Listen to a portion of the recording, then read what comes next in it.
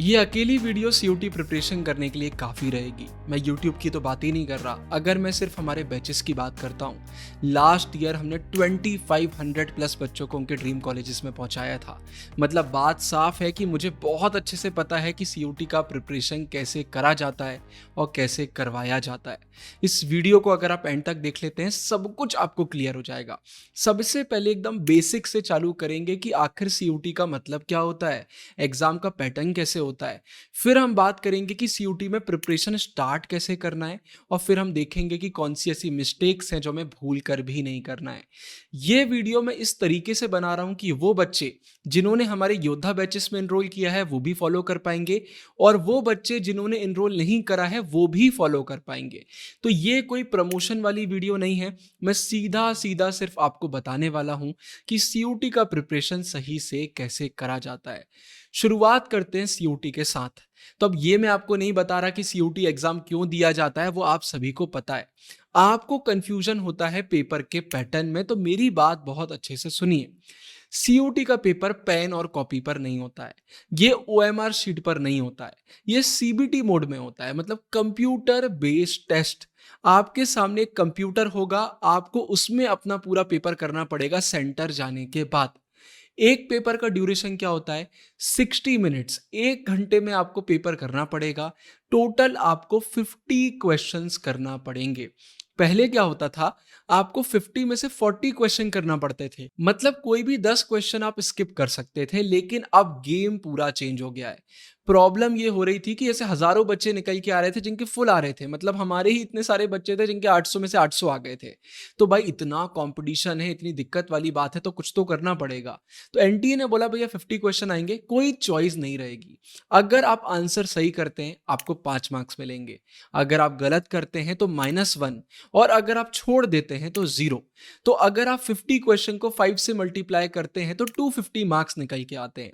अगर आप Delhi university target कर रहे हैं, 3 डोमेन्स और एक लैंग्वेज को कंसिडर करते हैं, मतलब 1000 मार्क्स। तो अब अगर आप 900 प्लस स्कोर कर लेते हैं तो आपकी चांसेस बहुत बढ़ जाती हैं कि आपको अपने ड्रीम कॉलेज में ड्रीम कोर्स मिल जाएगा। लेकिन मैं आपको डरा नहीं रहा हूं, सीधा सीधा क्लियर बता रहा हूं। एक क्वेश्चन गलत मतलब एक कोर्स चला गया। बहुत सारे कोर्सेस ऐसे रहते हैं बड़े बड़े कॉलेजेस में जिनका कट ऑफ बहुत हाई जाता है, पहले तो फुल भी जाता था। तो भाई मतलब प्रिपरेशन इस तरीके से करना है कि हमसे कोई भी गलती नहीं होना चाहिए। शुरुआत में मैं एक चीज आपको बोलना चाहूंगा, ये चीज अगर आप अपने दिमाग में फिट कर लेते हैं आपको कभी भी प्रेशर नहीं होगा। सीयूटी में एक बहुत बड़ा लक फैक्टर भी होता है। देखो, कहने को तो बोल सकते हैं कि पूरी एनसीईआरटी कर लो सब कुछ उसी से आएगा, लेकिन हम सबको मालूम है कि ये प्रैक्टिकली पॉसिबल नहीं है कि एक एक वर्ड हम याद कर पाएं। और 50 क्वेश्चन क्या आ जाएंगे हमें नहीं मालूम। हो सकता है वो आ जाएं जो हमने पढ़े हुए हैं, या फिर हो सकता है वो आ जाएं जो हमने नहीं पढ़े हुए हैं। तो एक लक फैक्टर भी होता है, और लक हमारे हाथ में नहीं होता। हाँ, हम ज़्यादा मेहनत करके पॉसिबिलिटी रिड्यूस कर सकते हैं बैड लक की, लेकिन वो चीज़ हमारे हाथ में इतना ज़्यादा नहीं है। तो जो चीज़ हमारे हाथ में नहीं है उसका प्रेशर भी हमें नहीं लेना है। यूट्यूब पर बहुत सारे लोग आपको डराएंगे, आपसे बोला जाएगा ये कर लो वो कर लो नहीं तो सीयूटी नहीं होगा, बट आपको उन बातों पर नहीं आना है। आपको खुद से बोलना है जो श्री कृष्ण ने अर्जुन से बोला था कि तुम भाई कर्म करो। कर्म आप अगर करेंगे, फल की चिंता नहीं करेंगे, तो सब कुछ आपके साथ अच्छा होगा। हमारे हाथ में सिर्फ मेहनत करना है, मेहनत करेंगे, बाकी चीजें अपने आप हमारी सही हो जाएंगी।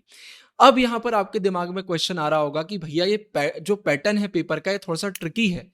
गलत करने पे -1, छोड़ने पे 0, तो हमें करना चाहिए या फिर छोड़ना चाहिए? इसका बहुत सिंपल सा आंसर है। 4 ऑप्शन आते हैं, पूरा पेपर एमसीक्यूज में रहता है। 4 ऑप्शन में से एक ऑप्शन के सही होने की चांसेस कितनी है? 25%। लेकिन अगर मैं बोलता हूं आपने 2 ऑप्शन एलिमिनेट कर दिए, मतलब आपको मालूम है कि ये 2 तो आंसर नहीं हो सकते, सिर्फ 2 में से ही कोई आंसर होगा। अब प्रोबेबिलिटी कितनी हो गई? 50। तो 50-50 में रिस्क आप ले सकते हैं। मतलब सिंपल भाषा में समझाना हो, 2 ऑप्शन में कंफ्यूजन है, तुक्का लगा दीजिए। 2 से ज्यादा ऑप्शन में कंफ्यूजन है, उसको छोड़ दीजिए। ये सबसे सिंपल तरीका निकल के आता है ये जानने के लिए कि क्वेश्चन अटेम्प्ट करना है या फिर छोड़ना है। But trust me when I से, अभी आपको सुनने में लग रहा होगा कि भैया 60 मिनट्स में 50 क्वेश्चन, लेकिन जितने बच्चे टॉपर निकले हैं ना, जिन्होंने मतलब 250 में से 250 स्कोर करें, उनका 10-10 मिनट में पेपर हो गया था। रीजन क्या है? एमसीक्यूज। या तो बनेगा या फिर नहीं बनेगा। तो ये पेपर पैटर्न की बात निकल के आती है। अब हम बात करते हैं कि प्रिपरेशन कैसे सही से करना है, क्योंकि सही से प्रिपरेशन करना भी बहुत ज़रूरी है। तो सबसे पहले हम डोमेन्स की बात करेंगे, फिर इंग्लिश की करेंगे, फिर जनरल टेस्ट की करेंगे। जैसा कि मैंने कहा, ये कोई प्रमोशनल वीडियो नहीं है, इसलिए मैं योद्धा बैचेस की बात आखिरी में करूंगा, लेकिन बस एक क्वेश्चन को मैं आंसर करना चाहता हूँ। हजारों बच्चों ने एनरोल कर लिया है, वो व्हाट्सएप पर मैसेज कर रहे हैं, भैया क्लासेस कब से चालू हो रही हैं। 6 अप्रैल को ओरिएंटेशन क्लास होगी, 7 से प्रॉपर टाइम टेबल से क्लासेस फॉलो होंगी। अप्रॉक्स 30 डेज में आपका सिलेबस पूरा स्क्रैच से करा दिया जाएगा। अब आप बोलोगे भैया क्लासेस कैसे एक्सेस करना है, टाइम टेबल क्या होगा? आपको करना है इंतजार। 5 तारीख या फिर 4 तारीख को आपको ईमेल आएगा। उस ईमेल में पूरी इंफॉर्मेशन होगी, टाइम टेबल, क्लासेस कैसे एप्लीकेशन से एक्सेस करना है, पूरी डिटेल्स होंगी। तो आप टेंशन अब छोड़ दो, अब आपको गुरु भैया और गुरु भैया की टीम संभालेगी। अब आगे बात करते हैं, इस पर फिर हम एंड में बात करेंगे। सबसे पहले डोमेन्स की बात करते हैं। यहां पर फिट कर लीजिए, हाथ में टैटू बनवा लीजिए, पूरा पेपर एनसीईआरटी से आएगा। लेकिन एक डिफरेंस ये है कि बोर्ड्स की तरह नहीं आएगा। बोर्ड्स में टाइमलाइन से क्वेश्चन नहीं आते, कोने कोने के बॉक्सेस से क्वेश्चन नहीं आते। सीओटी में सब कुछ आता है। एग्जाम्पल देना हो तो पॉलिटिकल साइंस में जो मूवी वाले बॉक्सेस हैं वो भी आ जाते हैं। अगर ऊपर इतनी सी कोई लाइन दी हुई है वो भी आ जाती है। पूरी एनसीईआरटी हमको करना पड़ेगी, एनसीईआरटी को निचोड़ना पड़ेगा, एक एक लाइन को इतने अच्छे से करना पड़ेगा कि भैया सब कुछ हो जाए। अब यहाँ पर एक और इंपॉर्टेंट पॉइंट है। अगर आप पूरे पीवाईक्यूज एनालिसिस करेंगे कि भाई एनालाइज करते करते आप देखेंगे कि कितने क्वेश्चन कैसे आते हैं, तो आप नोटिस करेंगे ज्यादातर क्वेश्चन डेटा और डेट बेस्ड होते हैं। डेट ही डेट्स पर क्वेश्चन आएंगे, ये कब हुआ, वो कब हुआ, वो कब हुआ, और डेटा ही डेटा वाले क्वेश्चन देखने को मिलेंगे। पिछले साल तो कुछ पेपर ऐसे थे जहां पर असर्शन रीजन वाले क्वेश्चन ही देखने को नहीं मिले। तो मतलब मैं ये नहीं बोल रहा कि हम असर्शन रीजन स्टेटमेंट वाले क्वेश्चन नहीं करेंगे, हम एनसीईआरटी करने पे फोकस करेंगे। अगर आप एनसीईआरटी सही से कर लेते हैं तो सब कुछ आपका हो जाएगा। तो सबसे पहले तो हम एनसीईआरटी पर फोकस करेंगे। अब इंग्लिश और जनरल टेस्ट की बात थोड़ी देर बाद करेंगे, लेकिन उससे पहले और इंपॉर्टेंट टॉपिक्स को कवर करना जरूरी है। तो यहां पर मैं 3 इंपॉर्टेंट बातें आपसे बोलना चाहूंगा। नंबर 1, शुरुआत एनसीईआरटी से करिए। बहुत सारे बच्चे एक सबसे बड़ी गलती करते हैं कि हाँ, बोर्ड में एनसीईआरटी करी तो है, अब सिर्फ मॉक्स कर लेते हैं, एमसीक्यूज कर लेते हैं। नहीं, बिल्कुल भी नहीं। सबसे पहले एनसीईआरटी आपको करना पड़ेगी। हम हमारे बैचेस में एनसीईआरटी ही सबसे पहले कराते हैं, जबकि हम भर भर के एमसीक्यूज देते हैं। रीजन क्या है? अंडरस्टैंडिंग बहुत जरूरी है। क्वेश्चन कितना भी घुमा फिरा के आ जाए, कुछ भी आपसे क्यों ना पूछ ले, अगर आपने एनसीईआरटी करी है तो पेपर आपसे बनेगा। अगर आपने एनसीईआरटी नहीं करी है, आप हजारों एमसीक्यूज करके चले जाइए, एग्जाम में कंफ्यूजन हो जाएगा, आप नहीं याद कर पाएंगे, आप कंफ्यूज हो जाएंगे, आपके क्वेश्चन गलत चले जाएंगे, और एक क्वेश्चन गलत मतलब एक कॉलेज जाने की चांस हो जाती है। इसलिए हम शुरुआत करेंगे एनसीईआरटी करने के साथ। एनसीईआरटी करने के बाद फिर हम एमसीक्यूज की तरफ आगे जाएंगे। सिर्फ एनसीईआरटी करने से काम नहीं चलेगा, फिर हम चैप्टर वाइज एमसीक्यूज भी करेंगे, हम मॉक्स भी करेंगे, सारी चीजें हम करेंगे। अब अगर आपको ये जानना है कि भाई किस सब्जेक्ट में आपको कितनी मेहनत करने की जरूरत है, तो स्टार्टिंग में आप एक एक मॉक लगा सकते हो। जब स्टार्टिंग में आप एक एक मॉक लगा लोगे तो आपको अपने स्कोर से ही मालूम चल जाएगा कि यार किस सब्जेक्ट में कितनी मेहनत करने की जरूरत है। मान के चलिए इकोनॉमिक्स में एकदम कम आपका स्कोर आ जाता है तो उसमें आप ज्यादा मेहनत करेंगे। पॉलिटिकल साइंस में आपके फुल आ जाते हैं या बहुत ज्यादा मार्क्स आ जाते हैं तो उसमें फिर थोड़ी सी हम कम मेहनत करेंगे। तो ये डिपेंड करेगा कि भाई हम कैसे क्या प्रिपरेशन करेंगे। एक मॉक लगा के हम आइडिया लगा सकते हैं, मॉक नहीं भी लगाना है, आपने अभी बोर्ड एग्जाम दिया, आपको वैसे भी बहुत आइडिया है। फिर इसके बाद तीसरा टिप निकल के आता है, सबसे इंपॉर्टेंट, क्वांटिटी पर मत जाइएगा। अगर कोई भी आपसे बोल रहा है कि हम आपको 100 मॉक्स दे देते हैं, 50 मॉक्स दे देते हैं, कोई मतलब नहीं निकलेगा। मॉक्स करने में टाइम लगेगा, आप टाइम लगा के करते जाओगे, बेमतलब के बेतुके क्वेश्चन रहेंगे। ये गलती मत करना। मैं बार बार रिपीट कर रहा हूं, एनसीईआरटी को अपना मेन फोकस में रखना। एनसीईआरटी करो, उसके बाद लिमिटेड एमसीक्यूज करो, उसके बाद लिमिटेड मॉक्स करो, आपका पेपर गलत नहीं जाएगा। चैनल पर भर भर के मैंने सीयूटी टॉपर्स के इंटरव्यूज डाले, आप हर एक इंटरव्यू को चेक कर लेना। कोई टॉपर आपसे ये नहीं बोलेगा कि मैंने भर भर के मॉक्स किए थे, वो आपसे बोलेंगे हमने भर भर के सिलेबस किया था। इकोनॉमिक्स में अगर अंडरस्टैंडिंग ही नहीं है, आप एमसीक्यूज नहीं कर पाओगे। अंडरस्टैंडिंग बहुत जरूरी है। सोशियोलॉजी में डिलीटेड चैप्टर आते हैं, अंडरस्टैंडिंग नहीं रहेगी, आप डिलीटेड चैप्टर नहीं कर पाओगे। तो प्लीज एनसीईआरटी पे आपको फोकस करना पड़ेगा। इसके बाद एक और टिप निकल के आती है, अलग अलग तरीके अपनाना पड़ेंगे। सिर्फ एनसीईआरटी नहीं करेंगे, सिर्फ एमसीक्यू नहीं करेंगे, सारी चीजों को मिक्स करेंगे। हम एनसीईआरटी भी करेंगे, हम चैप्टर वाइज एमसीक्यूज भी करेंगे, हम मॉक्स भी करेंगे, हम डेट्स अलग से करेंगे, हम डेटा अलग से करेंगे, हम अलग अलग तरीके से पढ़ाई करेंगे। जब हम अलग अलग तरीके से पढ़ाई करेंगे तो फिर यहाँ पर दिमाग को सिग्नल हम देंगे कि ये चीज़ इंपॉर्टेंट है। दिमाग एक ही एक चीज़ को करके ना भूल जाता है। जब अलग अलग तरीकों को हम फॉलो करते हैं तो फिर ये प्रॉब्लम नहीं आती। तो चीज़ों को सही से फॉलो करना बहुत ज़रूरी है। इसके बाद अब इंग्लिश जनरल टेस्ट की बात करते हैं। फिर मैं आपको बताऊंगा कि अभी बैचेस में टाइम है या फिर स्टार्टिंग में अभी आप प्रिपरेशन कर रहे हैं तो स्टार्टिंग में आपको क्या करना है। सबसे पहले इंग्लिश की बात करते हैं। अगर आपने बैचेस में एनरोल किया है, आपको अलग से कुछ भी नहीं करना है। डोमेन्स में भी आपको अलग से कोई बुक कुछ भी नहीं लेना है अगर आपने एनरोल किया है। अगर आप खुद से कर रहे हैं तो इंग्लिश में सबसे पहले सिलेबस, आपको हमारे टेलीग्राम पर सिलेबस का पीडीएफ मिल जाएगा। मैं फिर से अपलोड कर दूंगा बहुत जल्दी, मैंने खुद बनाया था। ये देखिए कि इंग्लिश में टॉपिक्स क्या क्या आते हैं। सीयूटी ने तो 5-6 टॉपिक दे दिए भाई, अंदर तो बहुत टॉपिक्स रहते हैं ना, वो आपको देखना पड़ेगा। इसके बाद ज्यादा से ज्यादा क्वेश्चन प्रैक्टिस करना पड़ेंगे और प्रैक्टिस करते करते अपनी मिस्टेक्स फिगर आउट करना पड़ेंगी। सिंपल सा तरीका बता देता हूं। इंग्लिश में कोई भी टॉपिक आप कर रहे हैं, कोई भी क्वेश्चन आप कर रहे हैं, वो गलत जाता है, तुरंत चैट जीपीटी में जाइए और लिखिए कि मुझे बताओ मेरा ये क्वेश्चन गलत क्यों गया। वो आपको जो एक आंसर करेगा उस टाइप का क्वेश्चन फिर आपसे गलत नहीं जाने वाला। इसके बाद भाई वोकैब, इडियम्स, फ्रेजेस, प्रोवर्ब्स, इसको तो आपको करना पड़ेगा जितने आप कर पाओ। वोकैब का कोई नंबर नहीं होता है। अगर आपको 5 वर्ड याद होते हैं तो 5 करिए, 10 होते हैं तो 10 करिए, लेकिन स्मार्ट वर्क करिए। पूरा पेपर में वोकैब नहीं आते हैं तो ऐसा नहीं है कि हम पूरा दिन ही वोकैब में निकाल देंगे। हम अपने ग्रामर पर ज्यादा फोकस करेंगे, साथ में हम वोकैब और बाकी चीजें करते रहेंगे। बाकी अगर आप इंग्लिश बैच में हो तो हम सब प्रोवाइड करेंगे, आप अलग से कोई बुक परचेस मत करना। बाकी बच्चे क्वेश्चन बैंक वगैरह परचेस कर सकते हैं, बहुत जल्दी इस पर भी एक डेडिकेटेड वीडियो मैं बनाऊंगा। फिर इसके बाद जनरल टेस्ट की बात करते हैं। अब जो मैं ओपिनियन शेयर करने वाला हूं पूरे इंटरनेट पर आपके साथ कोई नहीं करेगा, लेकिन मैं आपको बोल रहा हूं, आप सुन लो।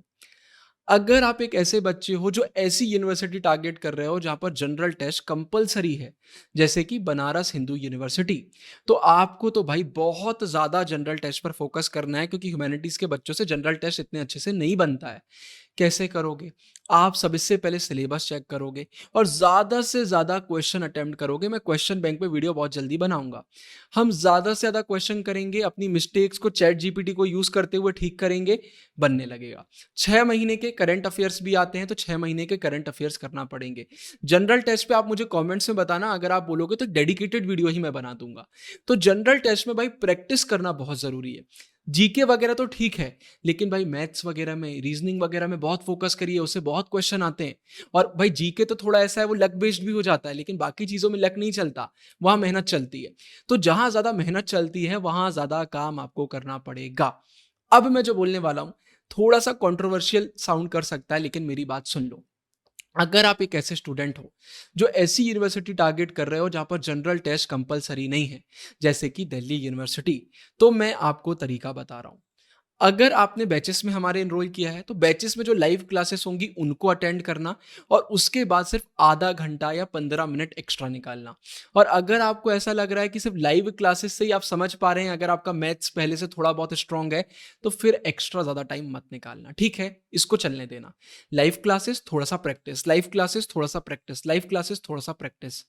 10 दिन बाद, 15 दिन बाद अगर आपको ऐसा लगता है कि आप नहीं मैनेज कर पा रहे, आपका मैथ्स इतना वीक है कि आपको नहीं समझ में आ रहा, या समझ में आ रहा है तो टाइम बहुत जा रहा है, और आप दिल्ली यूनिवर्सिटी टारगेट कर रहे हो, तो जनरल टेस्ट को साइड कर देना। सिर्फ लाइव क्लासेस को समझना। उससे होगा ये कि पेपर में ऑटोमेटिकली आपका ठीक स्कोर आएगा, क्योंकि लाइव क्लासेस में हम सब कुछ कराएंगे, लेकिन एक्स्ट्रा टाइम मत देना। आपको लगेगा यार गुरु भैया आप ये क्या बोल रहे हैं, बट मेरी बात मान लेना। डीयू का प्रिपरेशन सही से करोगे, डोमेन्स पर सही से फोकस करोगे, लैंग्वेज पे सही से फोकस करोगे, आपको एडमिशन अच्छे कॉलेज में मिल जाएगा। बहुत सारे बच्चे ऐसे हैं जो जनरल टेस्ट लेते भी नहीं है, वो छोड़ देते हैं। मैं कम से कम ऐसे 10 बच्चों को जानता हूं जिनके 800 में से 800 आते थे पहले, उन्होंने जनरल टेस्ट लिया ही नहीं था। उनको विश्वास था कि हम डोमेन में मेहनत करेंगे तो हम अच्छा कॉलेज स्कोर कर लेंगे, उसको ग्रैब कर लेंगे। तो स्मार्ट वर्क, अभी से हार मत मानना, अभी से मत घबराना, 10-15 दिन बाद पर डिसाइड कर लेना। अब बात करते हैं कि अभी आपको क्या करना है। कल चैनल पर डेडिकेटेड योद्धा बैच की वीडियो आएगी जहां पर मैं सब कुछ बताऊंगा कि भाई चैप्टर वाइज मॉक्स कैसे मिलेंगे, रिकॉर्डिंग्स का क्या करना है, लाइव क्लासेस का क्या करना है। लेकिन अभी आपको क्या करना है वो मैं बताता हूं। अगर आप योद्धा बैच में नहीं हो तब भी सुन लो। सबसे पहले 1 दिन 2 दिन का टाइम निकालो, पूरा सिलेबस एनालाइज कर लो। कहाँ डिलीटेड चैप्टर आते हैं, किस सब्जेक्ट में नहीं आते। जैसे पॉलिटिकल हिस्ट्री में नहीं आते लेकिन सोशियोलॉजी में आते हैं, इकोनॉमिक्स में तो 3 बुक आती हैं। पूरा सिलेबस अच्छे से देख लो। उसके बाद ये देख लो कि आप कहाँ स्ट्रांग हो और आप कहाँ पर वीक हो। तो इससे आपको दिमाग में आइडिया लग जाएगा कि भाई किस चीज़ में आपको कितना टाइम देना है। इसके बाद भाई देखो, हम ऐसा नहीं कर सकते कि एक दिन हम एक सब्जेक्ट कर रहे हैं। टाइम कम है, सिर्फ 30 डेज है। हर सब्जेक्ट को दिन भर हमें करना पड़ेगा। तो हम क्या करेंगे, अपनी रिसोर्सेज तैयार करेंगे। अगर आप योद्धा बैचेस वाले हो तो सिर्फ योद्धा बैचेस की रिसोर्सेज फॉलो करना है और कुछ भी नहीं करना है। लेकिन अगर आप योद्धा बैच में नहीं हो तो आप क्वेश्चन बैंक भी करोगे, आप एनसीईआरटी भी करोगे, सब कुछ आपको अलग से भी करना पड़ेगा। क्वेश्चन बैंक में तो पक्का मैं एनालाइज करके वीडियो बनाऊंगा बहुत जल्दी। तो आप अभी 2-3 दिन अपना सिर्फ यही करने में निकालोगे कि आप आगे क्या करने वाले हो। प्लानिंग के साथ जो बच्चा काम करता है वो अनबीटेबल हो जाता है। तो हम प्लानिंग करेंगे और प्लानिंग करने के बाद अपना प्रिपरेशन हम चालू कर देंगे। कैसे चालू करेंगे? सबसे पहले हम चैप्टर की एनसीईआरटी करेंगे, हम एमसीक्यूज करेंगे। हम चैप्टर करेंगे, हम एमसीक्यूज करेंगे, हम चैप्टर करेंगे, हम एमसीक्यूज करेंगे। जब पूरा सिलेबस हो जाएगा तो फिर हम भर भर के 5 से 10 15 मॉक्स करेंगे। अगर 5-10 मॉक्स आपने कर लिए तो आपका तो काम सेट हो गया है। हम मॉक्स करेंगे। ये चीज़ें करते हुए हम आगे बढ़ेंगे। आज एकदम मैंने बेसिक वीडियो बनाई है, बहुत सारे पॉइंट्स मैंने इंटेंशनली ऐड नहीं किए हैं। वो मैं ऐड करूंगा आज से कुछ दिनों बाद, जब आप इतनी चीज़ें फिगर आउट कर लेंगे। अब आखिरी में अगर मुझे योद्धा बैचेस के बारे में बताना हो, अभी 5 तारीख तक अर्ली बर्ड ऑफर चल रहा है। अगर आप योद्धा बैचेस में इनरोल करेंगे, आपको अलग से कुछ नहीं लेना है। Recordings, live classes, chapter wise पूरी एनसीईआरटी को कवर कर दिया है। उसके बाद भाई आपको 15 अलग से 50 क्वेश्चन मॉक्स मिलेंगे। उसमें 2-2 मतलब टोटल में 17 मॉक्स होंगे, 2 फ्री मॉक्स भी रहेंगे। उनको मैं इसलिए नहीं गिन रहा क्योंकि वो 2 फ्री मॉक्स सारे बच्चों को मिलेंगे। तो 15 अलग से, 2 अलग से, 17 मॉक्स। आप समझ सकते हैं कितने सारे क्वेश्चन हो गए। हजारों क्वेश्चन कराए गए हैं हर एक सब्जेक्ट में। पूरे सब्जेक्ट को मिलाते हैं तो 10,000 प्लस एमसीक्यूज हो जाते हैं। इसके बाद जितने में भी प्रीमियम नोट्स आता है वहाँ प्रीमियम नोट्स मिलेगा। आज से 2 से 3 दिन बाद हमारे टेलीग्राम के प्रीमियम ग्रुप एक्टिव हो जाएंगे। तो डायरेक्टली मेंटर्स, टीचर्स, बच्चों से आप बात कर पाएंगे। तो वो एक बहुत प्रॉपर चीज़ आपको मिलेगी। हाईलाइटेड एनसीईआरटी आपको मिलेगी। पूरे बच्चों को हमने उनके भाई फेवरेट कॉलेजेस में पहुंचाया है। अब आपकी बारी है। तो बस यही है योद्धा बैचेस, नाम से ही मालूम चल रहा है आप वॉरियर्स हैं। इस पर मैं बहुत जल्दी डेडिकेटेड वीडियो बनाऊंगा, लेकिन आज ये वीडियो का टॉपिक नहीं था इसलिए मैंने इसको आखिरी में कवर किया। टेंशन मत लीजिए, 1 महीने में सब कुछ बहुत अच्छे से हो जाता है। अरे वो बोर्ड वाले बच्चे भी कर लेते हैं जिन्होंने पहली बार भी एनसीईआरटी नहीं पढ़ी होती है, तो आप तो कर ही लेंगे। तो सारे बच्चे करेंगे, साथ में मिलकर करेंगे, क्योंकि आप हैं अब सीयूटी के भी फ्यूचर टॉपर। साइनिंग ऑफ, गुरु भैया।